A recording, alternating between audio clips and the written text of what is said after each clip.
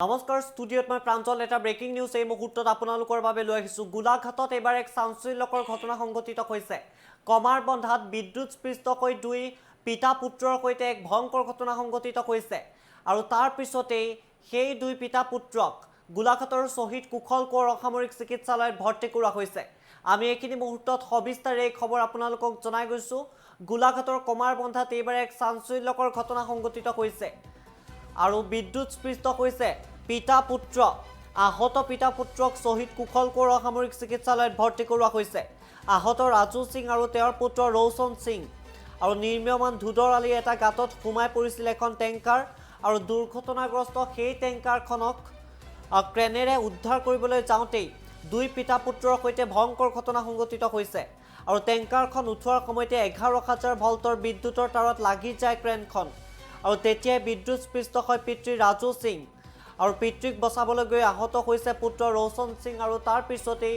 দুয়োকে গোলাঘাটৰ শ্বহীদ কুশল কোঁৱৰ অসামৰিক চিকিৎসালয়ৰ ICUত ভৰ্তি কৰোৱা হৈছে আমি এইখিনি মুহূৰ্তত আপোনালোকক নিশাৰ ভাগৰ কিছু দৃশ্য দেখুৱাই গৈছোঁ গোলাঘাটত এইদৰে নিশাৰ ভাগত এক ভয়ংকৰ ঘটনা সংঘটিত হৈছে বিদ্যুৎস্পৃষ্ট হৈ আহত হৈছে পিতা পুত্ৰ আৰু গুৰুতৰভাৱে আঘাতপ্ৰাপ্ত পুত্ৰ ৰৌশন সিং সম্প্ৰতি গোলাঘাট শ্বহীদ কুশল কোঁৱৰ অসামৰিক চিকিৎসালয়ৰ ICUত আছে চিকিৎসাধীন পিতৃ ৰাজু সিং আৰু গোলাঘাটত এইদৰে ভয়ংকৰ এবাৰ এক ঘটনা সংঘটিত হৈছে গোলাঘাটৰ কমাৰবন্ধাত এই চাঞ্চল্যকৰ ঘটনা সংঘটিত হৈছে আৰু ৰাজপথত দুৰ্ঘটনাগ্ৰস্ত হোৱা পেট্ৰল ভৰ্তি টেংকাৰখন গাঁতৰ পৰা উঠোৱাৰ সময়তে বিদ্যুৎ সংযোগ কৰ্তন কৰিবলৈ কোৱা হৈছিল বিদ্যুৎ বিভাগৰ কৰ্মচাৰীক আৰু বিদ্যুৎ সংযোগ কৰ্তন নকৰাৰ বাবে এইদৰে এক ভয়ংকৰ ঘটনা সংঘটিত হোৱাৰ এতিয়া অভিযোগ উত্থাপন হৈছে আৰু গোলাঘাটৰ কমাৰবন্ধাত সংঘটিত হৈছে এই ঘটনা ধুদৰ আলিৰ প্ৰথম অৱস্থাত এখন টেংকাৰ দুৰ্ঘটনাগ্ৰস্ত হৈছিল আৰু সেই টেংকাৰখন ক্ৰেনেৰে দুই পিতা পুত্ৰ উঠাবলৈ গৈছিল উদ্ধাৰ কৰিবলৈ গৈছিল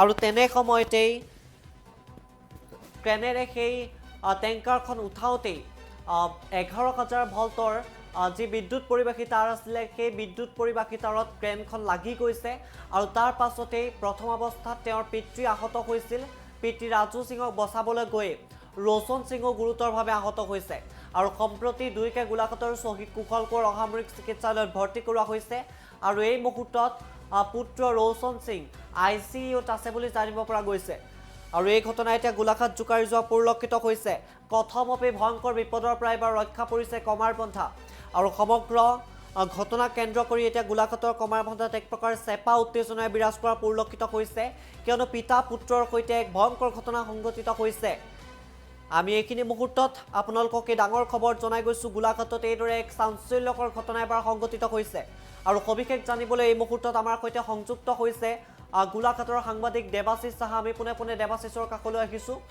দেৱাশিষ এইবাৰ যিহেতু এক ভয়ংকৰ ঘটনা সংঘটিত হৈছে বহুতো অভিযোগ উত্থাপন হৈছে যে বিদ্যুৎ বিভাগৰ কৰ্মচাৰীক কোৱা হৈছিল বিদ্যুৎ কৰ্তনৰ বাবে বিদ্যুৎ কৰ্তন কৰা হোৱা নাছিল বুলি ইতিমধ্যে অভিযোগ উত্থাপন হৈছে আৰু সমান্তৰালকৈ যিহেতু দুয়োকে হাস্পতালত ভৰ্তি কৰা হৈছে দুয়োৰে স্বাস্থ্যৰ অৱস্থা এই মুহূৰ্তত কেনেকুৱা জানিবলৈ বিচাৰিম চাওক প্ৰাঞ্জল এই সমগ্ৰ বিষয়টোত আমি যদি ক'বলৈ যাওঁ এই সমগ্ৰ বিষয়টোত গাফিলতি তিনিফালৰ প্ৰথম কথাটো হ'ল অনুপম নিৰ্মাণ প্ৰাইভেট লিমিটেড নামৰ এই যিটো কোম্পানী এই কোম্পানীটোৱে ৰাজ্যৰ বিভিন্ন প্ৰান্তত নিৰ্মাণ কাৰ্য চলাই আছে গোলাঘাটৰ কমাৰবন্ধা ৰোড তেওঁলোকে নিৰ্মাণ কৰিছে সেই ৰোডত প্ৰকৃততে তেওঁলোকৰ কেনেধৰণৰ বিসংগতি আছিল বিগত সময়ছোৱাত NKTVয়ে দেখুৱাইছিল এইবাৰ এখন তেওঁলোকে অভাৰব্ৰিজ নিৰ্মাণ কৰিছে কমাৰবন্ধা বিদ্যালয়ৰ সন্মুখত এই অভাৰব্ৰিজখন নিৰ্মাণ কৰাৰ ক্ষেত্ৰত ৰাইজৰ যথেষ্ট প্ৰশ্ন আছে যে সম্পূৰ্ণ বেৰিকেটিং নকৰাকৈ সাংকেতিক চিহ্ন নিদিয়াকৈ তেওঁলোকে নিজৰ খেয়াল খুচি মতে সম্পূৰ্ণ কাম কাজসমূহ চলাই আছে ৰাইজৰ সুবিধাৰ প্ৰতি কোনো ধৰণৰ লক্ষ্য নাই যিসমূহ নৰ্মছ আছে এই নৰ্মছসমূহ কোনো ধৰণৰ তেওঁলোকে ফলো কৰা দেখিবলৈ পোৱা যোৱা নাই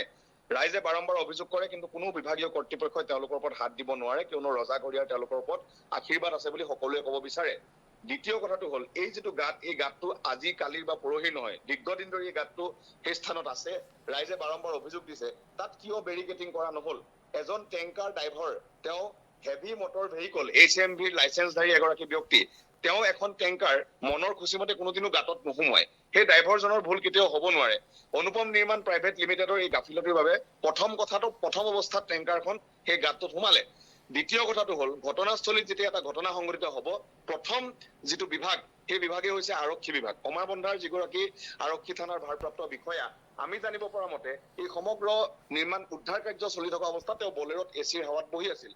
তেওঁ কিয় বিদ্যুৎ বিভাগৰ লগত এই সমগ্ৰ বিষয়টো কোঅৰ্ডিনেট নকৰিলে আৰু বিদ্যুৎ বিভাগক যিটো মূল লোকেশ্যন একজেক্ট লোকেশ্যন তেওঁ কিয় প্ৰদান নকৰিলে, যাৰ বাবে বিদ্যুৎ বিভাগে কথাটো অনুমান কৰিবলৈ হয়তো ভুল হ'ল। তৃতীয় কথাটো হ'ল বিদ্যুৎ বিভাগে নিজে কিয় আৰক্ষীৰ সৈতে সমগ্ৰ বিষয়টোৰ সৈতে যোগাযোগ নকৰিলে।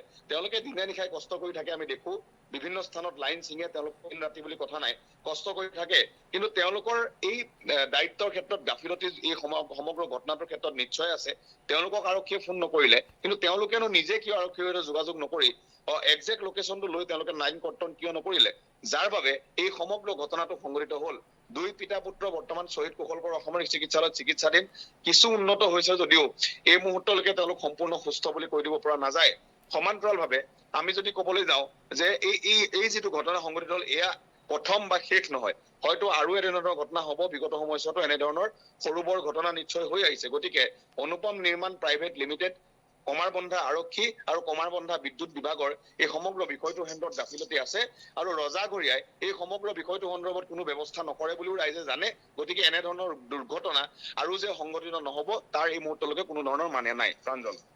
হয় দেৱাশিষ, এই মুহূৰ্তত আমি আপোনাক ধন্যবাদ জ্ঞাপন কৰিছোঁ। সমান্তৰালকৈ এইসমূহ দৃশ্য আমি আপোনালোকক দেখুৱাই গৈছোঁ। গোলাঘাটৰ কমাৰবন্ধাত এইদৰে নিশাৰ ভাগত এক ভয়ংকৰ ঘটনা সংঘটিত হৈছে। দুৰ্ঘটনাগ্ৰস্ত এখন টেংকাৰক উদ্ধাৰ কৰিবলৈ গৈয়ে বিদ্যুৎস্পৃষ্ট হৈছে দুই পিতা পুত্ৰ, আৰু তাৰ পিছতেই সমগ্ৰ ঘটনাক কেন্দ্ৰ কৰি এক প্ৰকাৰ চেপা উত্তেজনা বিৰাজ কৰিছে। সমগ্ৰ ঘটনাক কেন্দ্ৰ কৰি এই মুহূৰ্ততো গোলাঘাটত চাঞ্চল্য বিৰাজ কৰা পৰিলক্ষিত হৈছে। অভিযোগ উত্থাপন হৈছে যে বিদ্যুৎ বিভাগৰ কৰ্মচাৰীক কোৱা হৈছিল বিদ্যুৎ কৰ্তনৰ বাবে, কিন্তু তাৰ পিছতো তেওঁলোকে বিদ্যুৎ কৰ্তন কৰা নাছিল বুলি এতিয়া অভিযোগ উত্থাপন হৈছে। আৰু সমগ্ৰ ঘটনা সন্দৰ্ভত আমাৰ হাতত কেতবোৰ মন্তব্য আহি পৰিছে, সেই মন্তব্য এইখিনি মুহূৰ্তত আপোনালোকলৈ আগবঢ়াইছোঁ।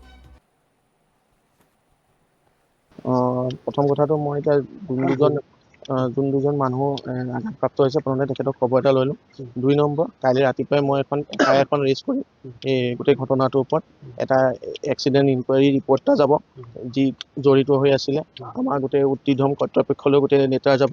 তাৰপিছত আমি ৰাইজৰ যিখিনি কথা লাইনটো হাইড কৰা বা আমাৰ যাক যাৰ এগেইনষ্টত একশ্যন ল'ব লাগে সেইখিনিও আমি বিহিত ব্যৱস্থা ল'ম। এতিয়া প্ৰথমতে মই চাই আহোঁগৈ কি মানে এতিয়া বস্তুটো কেনেকুৱা হৈ গৈছিলে। এটা টেংকাৰ লৈ যোৱা গাড়ী এখন ইয়াত ফচি গৈছে। তেতিয়া তেখেতসকলে আহি পেলাই LT ছেকশ্যনটো কাটি দিয়া হ'ল। LT ছেকশ্যনটো কাটি দিয়াৰ পিছত তেখেতসকলে 9:25 মানত লাইনটো চাৰ্জ কৰিলে। LT ছেকশ্যনটো কটাৰ পিছত তাৰ পাছত মোলৈ খবৰ অহাৰ লগে লগে আমি লাইন চাইনটো তাৰ আগতে 11:18 কাটি দিয়া হৈছে। তাৰপিছত মই লগালগ ইয়াত স্পটত আহিছোঁ, অকণমান ঘটনাটো কি হৈছে চাওঁ। কাৰেণ্টটো কাটি দিয়াৰ পিছত কেনেকৈ গাড়ীখন কাৰেণ্টত লাগিল? কাৰেণ্টটো এইটো LT ছেকশ্যনটো কাটিলে। আপোনাৰ এইটো চাব পাৰে, এইটো ছাইডত গাড়ীখন ফচিছে। এইটো ছাইডত ফচাৰ পিছত আপোনাৰ টেংকাৰ যেতিয়া আহিছে, এতিয়া এই টেংকাৰ আপোনাৰ 2 ঘণ্টামানৰ পাছত আহিছিলে। তো এই গোটেই কথাখিনিৰে আমি এনকুৱাৰীটো বিচাৰিম ন। মইতো এতিয়াহে আহিছোঁ। কথা ইনফৰ্মেশ্যন পাইছিলোঁ। মই ইনফৰ্মেশ্যন পোৱা নাই। আমাৰ লাইনমেনক জনাইছে বুলি ক'লে পাব্লিকে। মানে এতিয়া চাওক, 2টা কাৰেণ্টটোৱে কথা প্ৰয়োজন আছিলে। মানে এতিয়া বস্তুটো কেনেকুৱা হৈ যায়, আমি কিবা এটা ইনফৰ্মেশ্যন পালে লগালগ কাৰেণ্টটো কাটি দিওঁ। আমি ইয়াত গম পালোঁ যে এই হেৰিখন ফচিলে, এই টেংকাৰ লৈ যোৱাখন, সেইকাৰণে এই ছাইডৰ লাইনটো কাটি দিলে। এবাৰ যদি এতিয়া এওঁলোকৰহে ভাবিছোঁ লাইনমেনে যিখিনি মোক কৈ আছে, মইতো ইয়াত এতিয়াহে আহিছোঁ, মইতো ইনফৰ্মেশ্যনটো পোৱা নাই। এওঁলোকৰ কথাটো এনেকুৱা হৈ গ'ল যে আপোনাৰ ৰিকভাৰী ভানখন যেতিয়া আহিছিলে, ৰিকভাৰী ভান আপোনাৰ 11 কেবিটো এই ছাইডে আছে।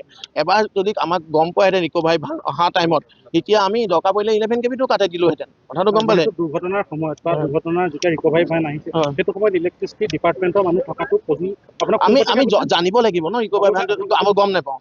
আমাৰ লাইনমেনেও গম নাপাওঁ বুলি কৈছে ৰিকভাৰী ভান অহা টাইমত।